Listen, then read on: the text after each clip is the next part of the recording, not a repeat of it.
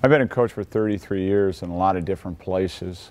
I, in particular, like storms, and I like going in tough situations that challenge you internally and seeing if you can make a way out of no way. You can't do that without getting up early and finishing late. I'm a big believer in big days. We are going to shepherd them to marvelous people within this institution. The challenge is to bring them to excellence and say, don't be afraid of excellence. As a teacher, you're trying to build a toolbox for them of a variety of skills so that they can make their own decisions, especially when there's a fork in the road and it's a tough decision. The indelible marks that you put on young lives as they go on and make their own decisions, it's very rewarding. My father was a very good athlete, and also he encouraged me to pursue my heart's wants, and so I always knew I was going to be a coach even when I was a puppy. Went to a junior college, and in a circuitous way, in a very fortunate way, the guy next to me, Bruno Marcattulli, who played here at LMU, was an All-American, and I just knew how to get him the ball. So they offered me a walk-on spot.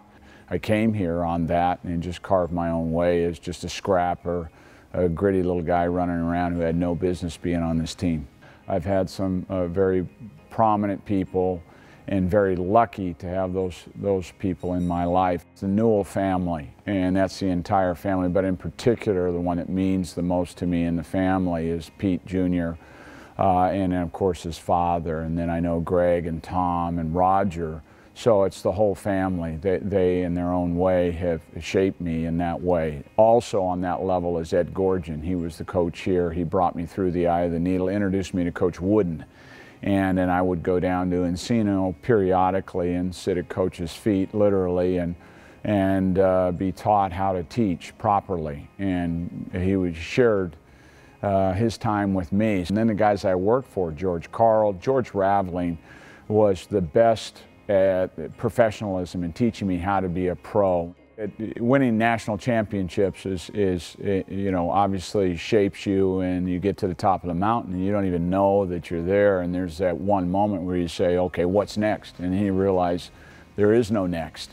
Going into different programs and knowing that you've got to reshape the entire culture, and to me, I love that challenge.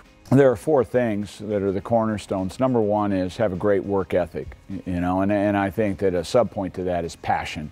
And, you know, just grind away on a given day and love the day. Two is sacrifice your free time. So it's a quid pro quo, it'll never change, and you'll find that the 1%ers have given up a lot to get a lot. Number three is how you handle discouragement. And it's going to come your way, and you kind of have to grit your teeth, and you have to learn how to be positive in tough situations and find the silver lining. And then finally, fourth is how are you going to deal with outside influences, because there's a myriad of those, and they're not always going to tell you that you're the greatest thing in the world.